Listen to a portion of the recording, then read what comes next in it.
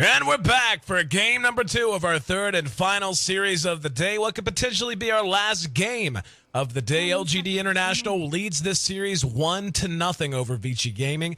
LGD looking to avenge their loss to DK and take out their aggression on Vici. Vici, though, just as much focused on avoiding going 0-2 in their first appearance here in the D2L Eastern Division.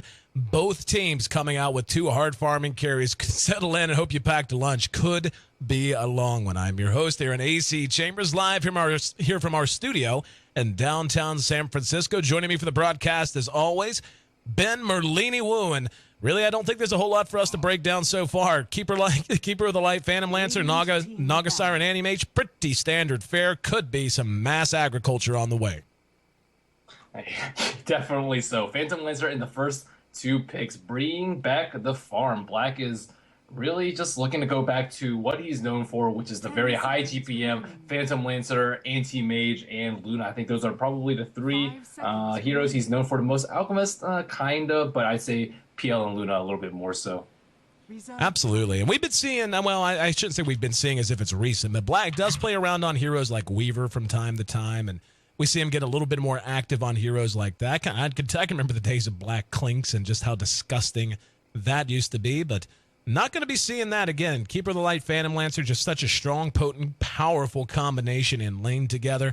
Push, anti-push for the Keeper of the Light. Phantom Lancer's innate survivability, only aided by Keeper of the Light, but more than anything, the ability for a PL to reliably split push while the rest of his team does things elsewhere, and Coddle's ability to recall him via his ultimate just makes the split push potential of that hero through the roof. But speaking of split push, they got a bit on the side of Vici as well. Anti-Mage and his innate survivability, combine that with the all-around utility of the Naga Siren, and both teams really with a lot of options available to them, only showing so many of their cards so far. Yeah, and a little bit unusual draft comparing it to last game. TA will be banned out by LGD, and even though they didn't have a problem with it at all last game, EO will be picked up by Vici. I don't exactly know who their Wisp player is. I haven't seen them play Wisp too often, but I think it's a good deny pick because LGD uses PL very often, or Wisp very often, although I don't think it would fit in their lineup. And we see the IO pick up by Vici. Nature's Prophet is still available. Wouldn't mind seeing that picked up as the offlane hero for LGD. Would certainly give them a lot of global utility to try and deal with that IO. They are going to go ahead and grab the Rubik, though. And Rubik, really, of all the heroes we've seen him play tonight, we have just seen some excellent play from a number of players. CK going to be the pairing partner with IO. And, it's been a while since I've seen this kind of a composition put together. Very often, whenever you see the IO pick come out, you just get a CK, a Tiny, sometimes an Ursa, whatever hero you want to try and pair with the IO. And then you build around that and say, okay, we're just going to go ahead and give that combination the best supporting cast we can. In this case, though, grabbing up the Anti-Mage, and I really, really like it. It makes it very difficult for teams to try to cover the map and remain safe, and also respond to an Anti-Mage's split push, because if you send one hero, suddenly that one hero is going to get jumped not just by an Anti-Mage, but by an IO plus a CK. So do you send 2? Do you send 3? If you do that, that frees up Vici to do things elsewhere on the map, to go ahead and push a tier 1 or a tier 2 with their other core 4 while the Anti-Mage simply blinks away. So a lot of flexibility built into Vici Gaming's lineup, and we'll see what they're going to grab in this 5th position. LGD, though, again, with a lot of global presence, the 2-core lineup of Dragonite and Phantom Lancer is so very, very potent. I'm so surprised. I'm still surprised that Wisp has taken this much of a route into the Eastern scene. Before TI3, like, Wisp wasn't seen like anywhere. Wasn't picked, wasn't banned, wasn't utilized, and now I've seen it twice out in 3 series. And I'm curious to see what exactly their plan is with CK, Wisp, and an Anti-Mage. But that's yet to be determined. Yeah, I mean, I think a lot of it has to do with just how hard they're going to make it for LGD to efficiently split their forces and accomplish things. I mean, are they going to try to force them just to pure out 5-man? I mean, that would seem to be the answer. Whenever you have a lineup with an Anti-Mage in it to begin with, usually you just want a 5-man and make him come to fights before he's ready, or if he doesn't want to come, just make the other team try to defend 4-on-5. But I think Vici's going to be under a huge burden here to get out of the laning phase very quickly and just be active all over the map. Do not let that Phantom Lancer settle in the farm. Do not let that Dragon Knight find his core items. I mean, a set of treads BKB might be too much when you look at what Vici's got put together. I mean, they do have the ensnare, which will go through magic immunity, but I don't think the Dragon Knight's going to need that much to be effective so long as they try to fight early before the Anti-Mage can get up one or two of his big items. Now you add Spirit Breaker, a global presence hero opting not to get the Nature's Prophet, but still getting the same effect, just making it very, very difficult for Vici to execute what I think their game plan will be, which is just trying to split up LGD. Now LGD with Keeper of the Lights recall, with Spirit Breaker's global presence, going to be able to respond a bit more efficiently.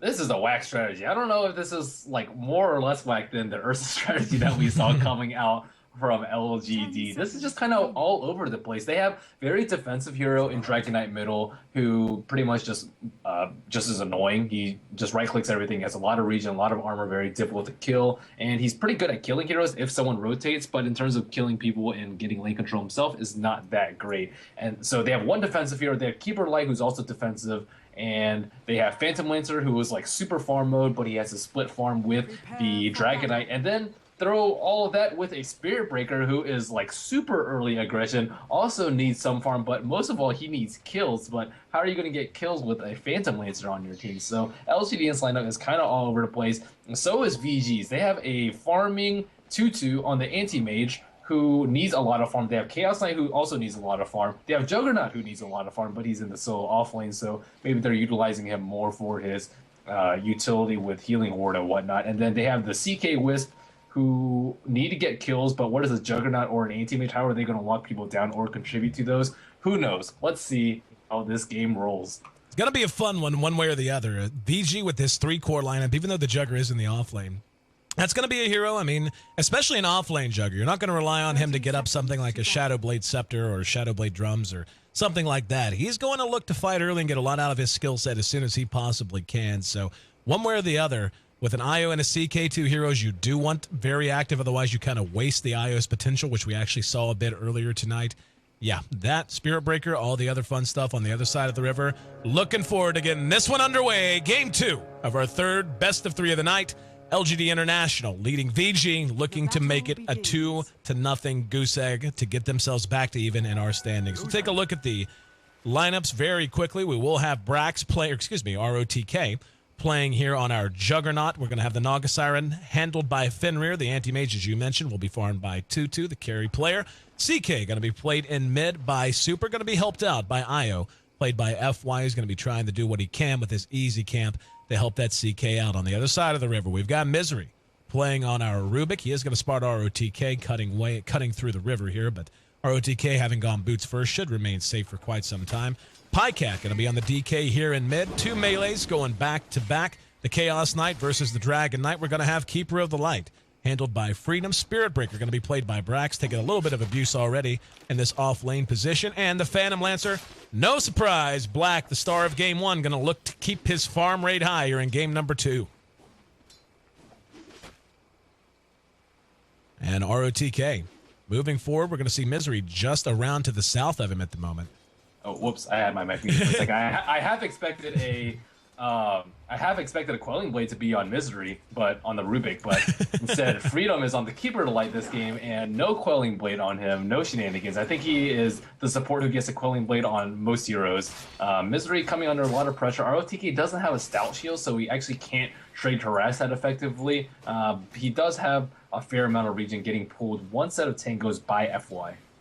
Taking a little bit of right-click abuse. Already level 2, though. Just about 2.5. Has 1 point in the Healing Ward, so that plus the mass amount of Tree Eaters he happens to have in his back pocket means he's going to be able to stay forward for quite some time and hope to suck up some of that experience. We can already see Freedom doing what he can to melt these heroes down, or melt these creeps down using Illuminate and get himself some levels as well. Chakra Magic certainly going to be a big help once he gets to level 2, which he will have as soon as he cleans this up. But aside from that, go ahead and break this laning phase down for me, Merlini. I mean, taking a look at this, who do you expect to come out ahead, and what team do you think is really going to be under a lot of pressure moving ahead to the mid-game based on the way this laning phase is shaping up so far?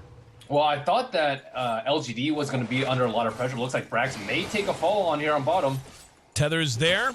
Good body blocking from FY. We're going to see the Dragon Knight trying to help out. Brax very low, though. No mana. Will be able to get into the woods, but First Blood, nonetheless. 3-second Chaos Bolt with just 2 points into it. Pycat On the bad end of the RNG, Misery eating a bit of damage as well. That's going to force yet another TP in VG. Happy to go ahead and back off. We're going to hear the charge now on FY. Spirit Breaker does decide to break off the pursuit, though. Got his ankles wet and didn't like the way it looked as he stared uphill. Make it 2-1, though. Vici Gaming trailing this series 1-0, off to a little bit of a lead. Yeah, I thought that LGD.int would have a rougher start. DK already had 9 CS in mid before that all that shenanigans went down in mid and he died. And Brax actually got, he was out of mana. He just got level 1 mana break on anti-mage and just harassed him down from 200 mana to 0. Look at him right now. He's just blinking. And if Spirit Breaker can't charge in the off lane, he's pretty useless. And meanwhile, Black is just doing what he's doing. So I think all in all, the game is going much better for LGD.int. Sure, they lost 2 heroes and they gave up first blood, but that was a 5-hero rotation from Vici Gaming. So all in all, it's not that bad. I think that Pycat could have been zoned out a little bit earlier. Wisp actually opted to do this creep pulling shenanigans. He tethered some creeps, broke down the trees, and did the very nice double pull, so that will give him some experience. But in terms of like the mid to late game, I don't know. I don't really favor Vici's lineup in that regard. We can see ROTK soaking up some experience, got himself to level 3 while the supports of LGD were a little bit busy. Misery is hanging around, though. Already level 4. Quite a good start for him. A lot of that action in middle, of course, the reason for that. Level 5 just about here on Black. Super in the meantime. Sitting at about level 5.5. The IO has managed to get a decent amount of experience as well. Now they're going to catch out Freedom. 1 second Chaos Bolt, but I don't think it matters. Oh, maybe it will. Oh, one last auto attack. Catches him from downtown. FY tried to telekinesis him up to the ward spot. Looks like he will be able to make it away. Had a tether. Super is going to re-engage. And Misery now in quite a bit of trouble. Another Chaos Bolt, and we're going to see Misery end up dropping, make it 4-1. As Vici catching LGD out as they try to move around and really coming out ahead because of it. We're just 4.5 minutes in, but we can already see the goal graph tilting quite a bit upwards in favor of the Chinese. Yeah, they are just making heavy use out of the CK West even before level 5 or 6. They're just completely running around the map, trying to get the runes, contesting anyone that tries to. And looks like everyone has died on the side of LGD besides PL, but that is something that they have to worry about. Is a farmed anti-mage going to be able to take out a farmed PL? And I do believe so, especially if he goes for a very early battle fury. Tutu is spending some time harassing Brax on bottom, but Tutu going for the 1-on-1 burning build with boots, though. I'm actually a little bit surprised that he picked up boots this early and just didn't go for a heavy farm build to try and contest Black's uncontested farm. If I'm not mistaken, this is a bit of a throwback, but seems to me the last time we saw this kind of a match where it was just a 100% late game oriented Phantom Lancer versus Anti-Mage, you and I actually casted it in the Alienware Invitational. It was Na'Vi versus Mouse, and Black was on the Anti-Mage in that game instead of the PL, and Havost was playing on the PL. That game, if I'm not mistaken, ended up going something like an hour and 10 minutes or something ridiculous, and it actually was the Anti-Mage that came out ahead, but then again, Black's Black, and we know how that goes. And to be honest with you, we've seen Tutu in action already today. Tutu has struggled a little bit. I mean, his team has struggled, of course, so you don't want to lay it all on one person, but some of his decision-making has been a little suspect, and when it comes to the carry position, it's tough to really get much better than Black in terms of decision-making for the most part at all stages of the game. And look at this stack by LGD. And sure, they're behind a little bit on gold right now, but it's only 600. If they can get this big stack, it will pretty much put it right back at 0. And I'm glad they've gone back to the roots and given Black a farmer hero. I've seen him like do okay on Weaver and like decently on Lifestealer, the early aggression heroes, but for the most part, he's a farmer at heart. And if he sees a lane empty and he sees creeps to be slain, he's just gonna take them if he can, no matter what hero he is. So I'm glad that they just gave him something like this, something that scales incredibly well with items and will probably punish the other team if left unchecked. Ursa, not so much. Bycat up here to help Freedom as they do take that stack. And it looks like Super and FY have had enough of it. Tethered up and gonna go hunting for heads. Let's see what they're gonna find. They do manage to get the stack. Pycat pulls back and just barely able to dodge on both sides. We saw Freedom, or excuse me, Misery, just about caught out. ROTK continuing to eat the Spirit Lances, but still hanging around quite Misery effectively. Looks like he is going to get owned. Sitting at about half health. We can see Super and FY. Do they have dust on them? They actually do not, and I think, oh wow. It looks like Fenrir just went behind the tower and snare to Spirit Breaker, they didn't actually need to worry about his dodge. That's the problem with Spirit Breaker. Oftentimes, if you use your disables to keep him in place, he'll just charge away. But luckily, he doesn't have any mana because 2-2 is playing super aggressive on him. He does have Int Treads, or sorry, Agi Treads, as well as Ring of Hell, so definitely the Battle Fury build. ROTK getting closer and closer to 6. That's as soon as he hits 6, I would imagine where he's going to want to try to do something with it. Only 3 jumps on his Omni Slash, but still playing in the offlane, getting very little farm, cannot really rely on items all that much. Does have up a set of phase boots, so his damage not completely embarrassing at this stage. Super with a near full mana bar might try to take a run at someone. Brax is just trying to soak up some levels at this point, trying to get 6 of his own, increase his own abilities to gank. Fenrir will grab the haste rune in the meantime. But so far, both teams kind of taking their time easing into this. We're going to see Fenrir go ahead and use it. Brax is right there on top of him, decides not to charge, realizing without ultimate, really not a lot he can do even with the help of Pycat. And let's check out how Pycat's farming. We haven't really seen too much of him past the 5-man in middle. Looks like he's doing okay on CS, 31-2. CK and Wisp have been roaming around a lot, so that's given Pycat a decent amount of room to farm. The only problem is LGD doesn't really have that many wards up on the map right now. They have no idea where CK Wisp is, and that's before relocate. Once he gets his relocate up, I think they might be just dying left, right, and center if they can't get some good vision up around the map so they can counter gank it. Brax having to play quite far back. The threat of the Naga Siren enough to keep him well on the edge of experience range.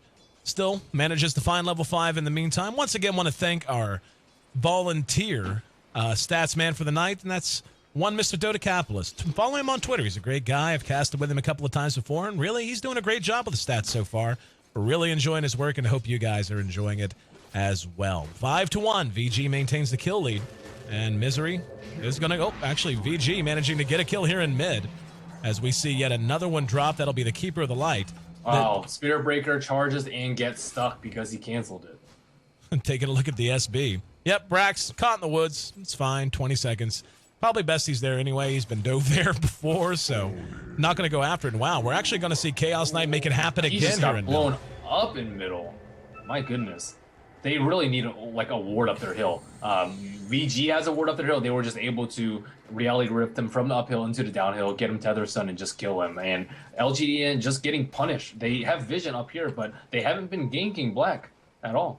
Yep, Black continuing to just live up to what he is known for. Taking a look at his net worth, quite a bit ahead for this stage of the game. Even though the Anti-Mage has been relatively left alone as well. Black already beginning to open that gap up at just 10 minutes in. However, again, ROTK able to suck up some experience to level 7. We are going to see a relocate. And do they have dust? They do, but they ran the wrong direction. Black, so very quick to react. Already has his Yasha up, so his movement speed considerable to begin with. So Black dodging the bullet that time around. They are going to be coming back, and they know it. However, it's just Wisp. Yep, they're going to leave Super around just to hang. And in the meantime, another dive onto bottom as 2-2 manages to blink past the tower. Fenrir did expend the ensnare one more time. So VG just making things happen everywhere, even when the relocates don't go their way. Yeah, Spirit Breaker just not the best pick right here with their passive lineup. They need a hero that can sort of limit Anti-Mage's farm, like Darkseer, like Timbersaw, or even Clockwork is like okay at it, but they're just not getting anything out of Spirit Breaker. He doesn't have any mana. He's 0-3-1. Traditionally, Brax performs much better, but Anti-Mage is just having the time of his life. I mean, I wouldn't even be surprised to see him out-level Black, even though Black has had complete free farm on top, just because of all of these kills that 2-2 has been getting. Looks like they're going to go ahead and go for a smoke. They're going to try and bait a dive on a Brax once again. They're hanging back. Wisp has picked up his arc boots. Now they're actually going to go ahead and give the end around. Give him the old okey doke, and they are going to take the bait. Brax spins his charge. He's not quite level 6. Ultimate isn't up, and they can tell by the way he's charging out there and how aggressive that something was coming. LGD, unfortunately, kind of caught with their pants down, unable to really take advantage of the fact that VG bit on the bait. And they're actually still playing relatively far forward. That surprises me some. Relocate is up, and Wisp has a regen. This could be very, very bad for LGD. We're going to see Fenrir caught out.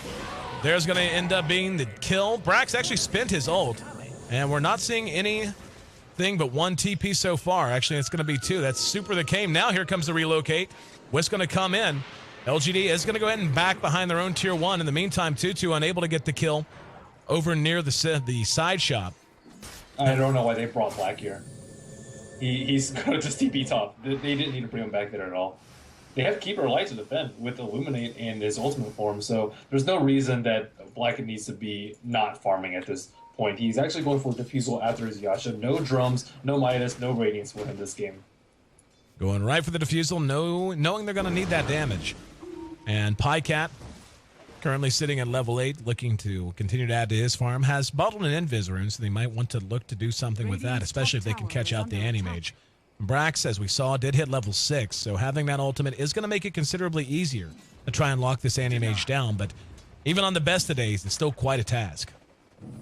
They did a good job of locking down Naga Siren. I think Brax used his ultimate because he thought that he would get a sleep off. It looks like sleep is going to be used on Brax. Are they going to be able to TP on time? There's the ensnare. Pycat's there. They will end up getting the kill, doing what damage they can. 2-2. Up, nice Omni Slash. Isolated all 3 and jumps onto the Rubik. And VG, who really kind of got run over in game number 1, now returning the favor in game number 2. We're 13.5 minutes in. 10-2 is the kill score, and this Anti-Mage beginning to get scary. However, Black is still Black. You look at him, he's just kind of hanging out doing his thing. He's still up just about 800 gold in terms of pure net worth, which is nothing to shake a stick at this stage of the game. However, Anti-Mage going to help make that ground up. Io actually takes the last hit on that tower. 112 CS for the Phantom Lancer to the 83 of the Anti-Mage.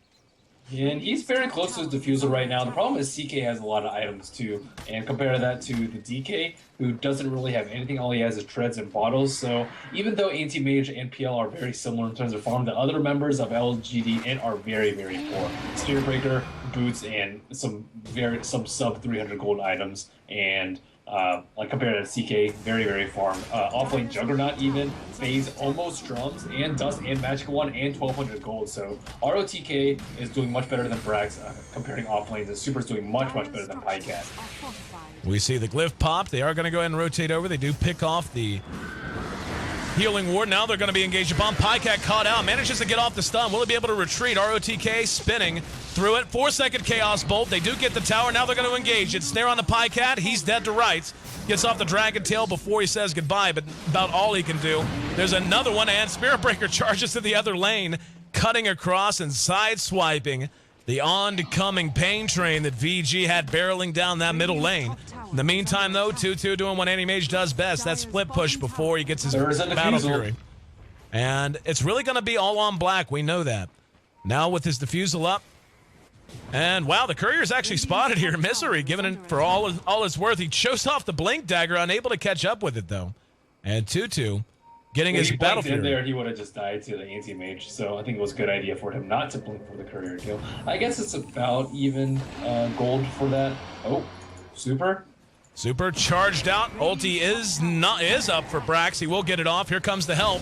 Brax, though, eating all that damage. There's a mana break that does next to nothing. Or mana void, excuse me. Now they're going to go ahead and re-engage on the Pycat. Pycat locked down, stunned out, and will be going back to the well the hard way. And at this point, one just can feel it. They're beginning to get out of control. There's the relocate. Can they catch up with him? He cuts through the Sacred Shop. No dust, so pretty much irrelevant, but pretty much the mirror of what we saw in Game 1, my friend. LGD ran away with Game 1. Game 2 seems to be all VG all the time. Can't ever count out Black, though. Once they actually start fighting, if he can get a couple of... Wow, they're taking out that massive stack right now. If he diffuses them right now, maybe he can get the kill. And we're going to see Black forced to back off. There's the Illuminate. And Black re-engages, and they do get him. Dust is going to go off. Now they're going to try to catch out ROTK. Big coup going the way of LGD. Black involved in all of those kills, or in both of those kills, and adding one to his total himself. Being able to bring down the Anti-Mage for any amount of time, always a big deal, but especially at this important, critical moment of the game, when the farm is going to begin to separate which team is really ahead in comparison to the other just because of the late-game nature of both squads. 13-4, still very lopsided. Hold on, Misery in trouble here in mid. Super going to add one more to his total. Killing spree for Super, and that CKIO combo showing why it is so popular and so often banned. Yeah, the supports are just dying way too much, and Brax and Pycat too. The solos and supports are just dying way too much to CK Wisp. CK is 3-0-6, FY 4-0-6, and it's very unusual to see a Wisp that hasn't died this early into the game, and they have to know that Black's is farming up top the whole entire time, and they'll be fighting 4-on-5, 4-on-4 for the majority of the time, and with the heroes as underfarm as they are, they can't really take fights that are... Ooh, oh my goodness. Freedom looks like he's about to die again. Freedom caught out and gets off the blinding light. Misery's there to help him. Freedom will be able to make it away. Misery might not be so lucky though. 4-second Chaos Bolt and trading the Rubik for the Keeper of the Light. Noble effort, but in the end, the result just about the same. VG adds another kill to their total. That's another mega kill streak for an IO. Second one we've seen tonight, 5-0. Second time we've seen a 5-0 IO tonight, as a matter of fact. 3-0 on our CK, 3-1 on Jug, 3-2 on the Anti-Mage. But taking a look at the net worth, we can see Black is continuing to lead in that department. Already has his Diffusal up and will have an Ultimate Orb up if he wants to opt for Manta as a next item. I think that they need a gem right now. If they just got a gem and kill Black like 1 or 2 times, I think the game's over. But you can't ever count out PL and Keeper Light. Keeper Light, one of the best defenders in the game. They have a medallion on the Keeper Light in case they want to do Roshan, which is a very surprising pickup. I hear the song. Luminate off the mark. Here we go. The TPM. Black trying to get away. Will be brought back. Down to half health. 3-second Chaos Bolt. Can they save him? Doesn't look like they can. Big kill going the way of VG that time. Super might end up paying the price. Nope, never mind. As the IO relocate gets him back to safety. Fenrir not likely to be as lucky as Brax did charge him out. ROTK going to loop around to try and help his buddy out. Gives him a drum charge. And yeah, actually unable to catch him. ROTK going to move back forward. Gets stunned down immediately. There's Super. Misery gets off a Chaos Bolt of his own, however, buying time. Illuminate does catch a couple. Pycat locked down for 4 seconds with another Chaos Bolt. Absolute lob and volley of the Chaos Bolts so far here. Misery having stolen one of his own. Now another charge that's come off cooldown. That's going to be on the ROTK. Chaos Bolt locked down Brax in the meantime. Super's going to end up paying the price for it, though. FY now looking to tether to someone and will find ROTK. Anti-Mage completes his Vlads. Was going to point that out. Very much a mid-game kind of eccentric Anti-Mage approach, especially with Black going so late-game centric.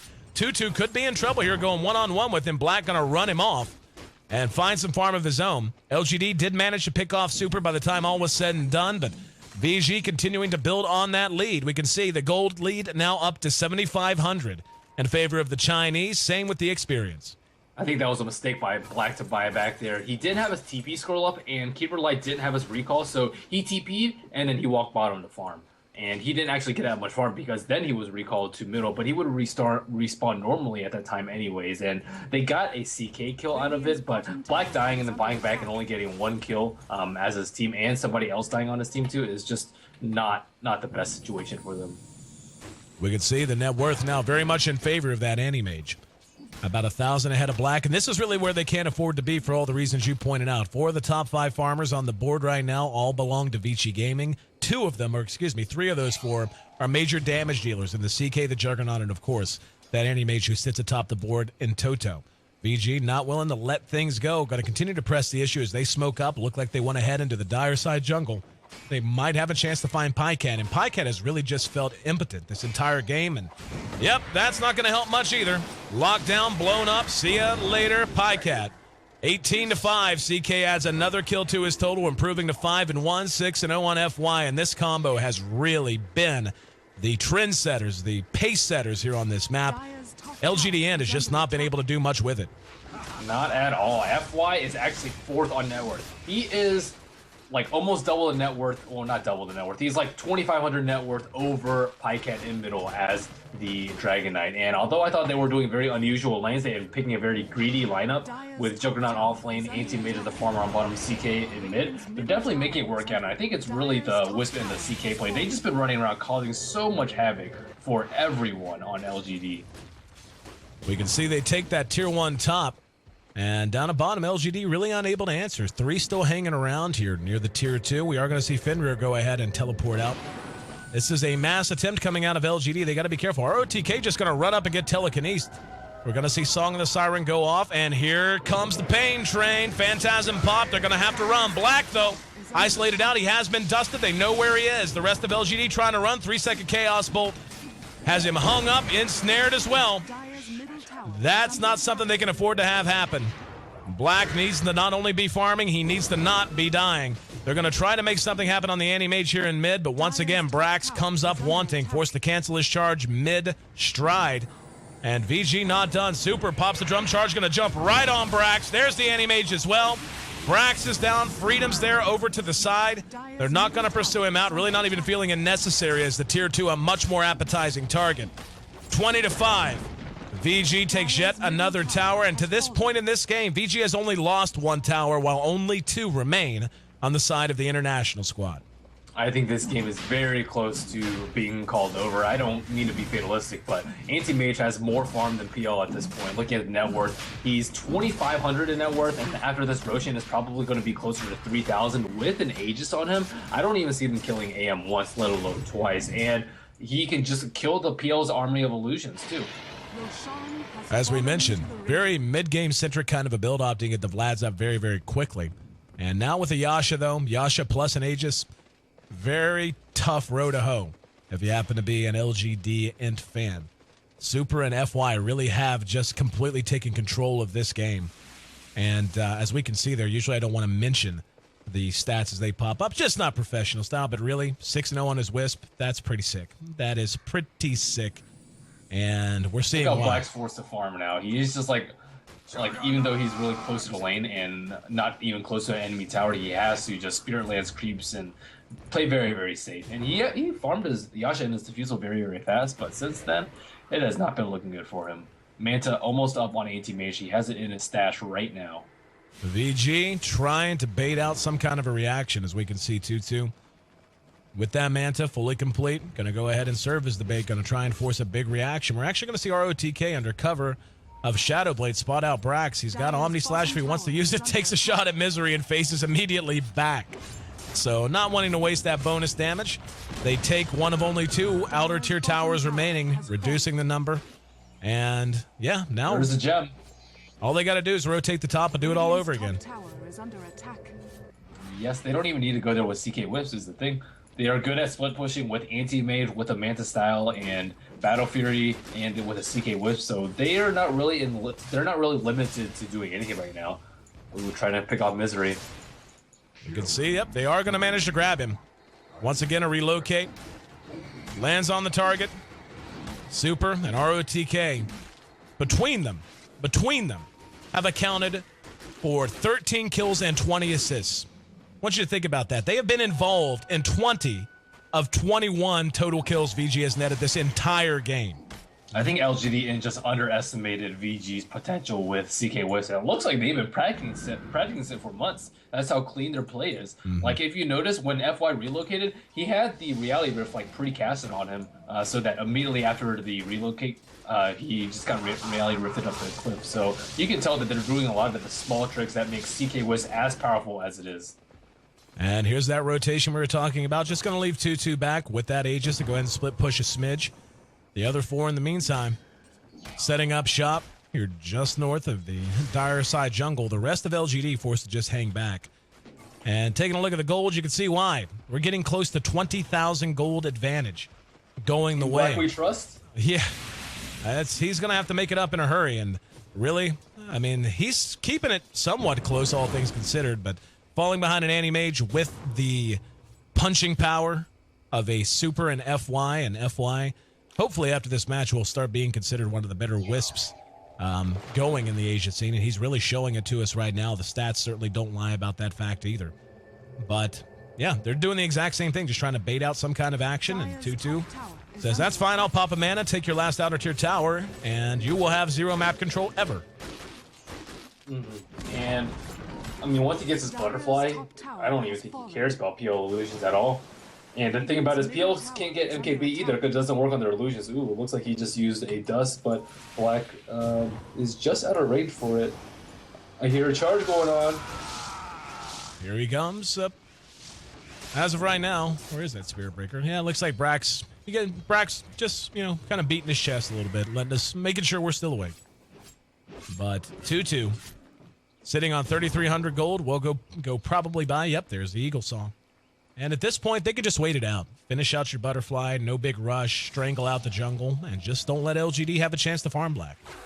Yeah, either just push with the Aegis right now, they still have 2 minutes until respawn, or just wait for the next Aegis, complete your butterfly, and then just push. There's no real reason for them to make any move right now. They don't have to if they don't feel completely confident in it. They can play the farming game. They have two heroes that are just extremely farmed compared to Black, who is way less farmed than Anti-Mage. They have good split push. They have good pushing just because they're so much stronger in items. They're much better farming too. So VG can just do whatever they want around the map without a fear in the world.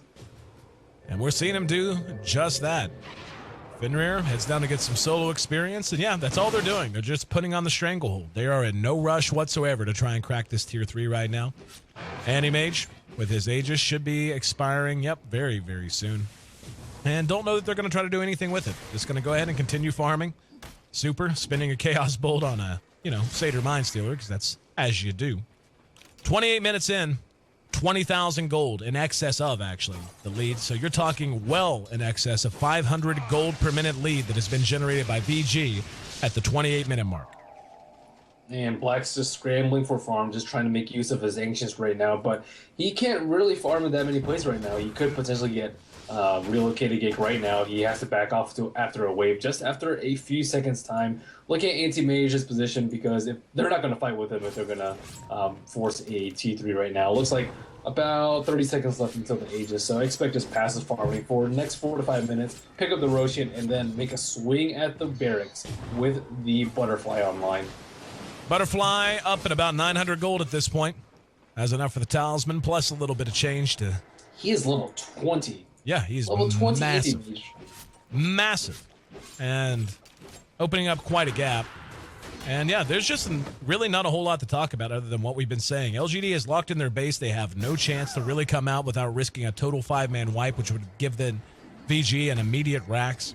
And just not a whole lot that they could do except hope that when VG decides the 5-man push, or when VG decides to head into the Roche pit, they make some kind of mistake and they can get the drop on them. And Pycat still scrambling to get his BKB, but I don't even think he's going to complete it this game. Not at this rate. And that's something worth mentioning. Pycat really has just been completely neutered. He has not had an effect on this game worth mentioning. Every time he's come into the fights to try and contribute, he'll get off a Dragon Tail and 1 or 2 auto attacks, but they just have so many ways to lock him down. Even if he had Magic Immunity, it wouldn't matter.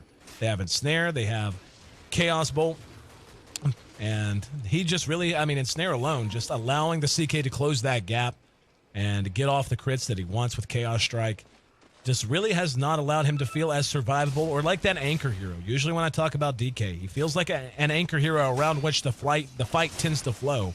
Instead, he's really just been a punching bag. Punching bag, pretty good analogy to what Pycat feels like right now. 0, 5, and 2. They only have 5 kills on their team.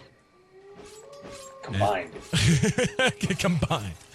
Yeah, well, take a look at who's got him. They are kind of spread out. 0-6 on our Spirit Breaker, 0-5 on Pycat, and that really tells all the story you need to know. A couple of bracers. And one of those was with, wasn't the Suicide? Oh, no, that was last game. Yep.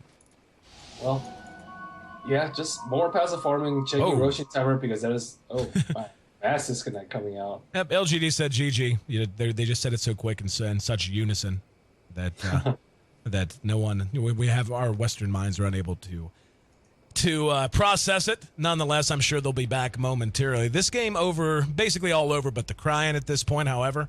LGD certainly going to get their chance to try and turn around if they can. VG, if they are able to close out Game 2, as it seems like they should be able to do, will force our first Game 3 of the night. And both teams going to be moving into that Game 3 with quite a lot on the line. With the format only being single round robin this time with the 2 divisions as opposed to a single division with double round robin, every match counts a whole lot more. You can't afford to just give up a 2 or 3 loss streak and really hope to find yourself on top of the standings, let alone getting the direct seed that number 1 position in the standings does represent. So, but as the game begins to wind itself down here, Merlini, obviously we're going to have at least 1 or 2 more big fights. Talk to me about what went wrong for LGD.int and what went so right for Vici.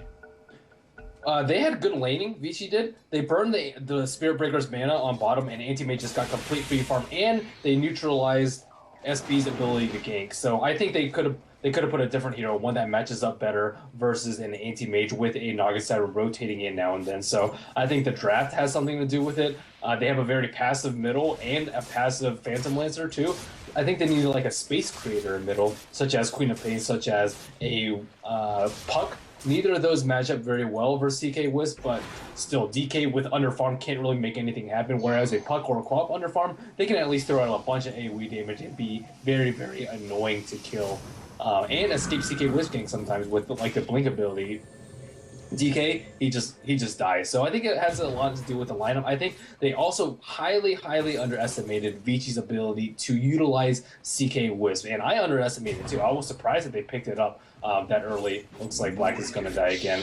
I thought that they would just not be able to play well, especially with the anti-mage team. I thought they wouldn't be able to find opportunities, but that has certainly happened. They have found opportunities everywhere and just found a lot of farms. So I think LGD just needs to draft better next game, have a more clear and concise game plan, and not just throw all their eggs in one basket. In Black we trust. Yep, one more kill is all it took. GG, well played, called by Black as he in the coddle drop. And Tutu actually eats a 4-second Chaos Bolt. The Ancient blows before he can add to his kill total. A very impressive Game 2 outing coming from Vici Gaming, which again rolled into this game having dropped 3 in a row tonight. Instead, they're going to go ahead and force our first Game 3 of the night against LGD International. LGD just felt flat that entire game, really. I mean, obviously, Black had his moments when he felt like he was really getting into his groove, but the CK-IO combo just a little too good at knocking him out of that rhythm.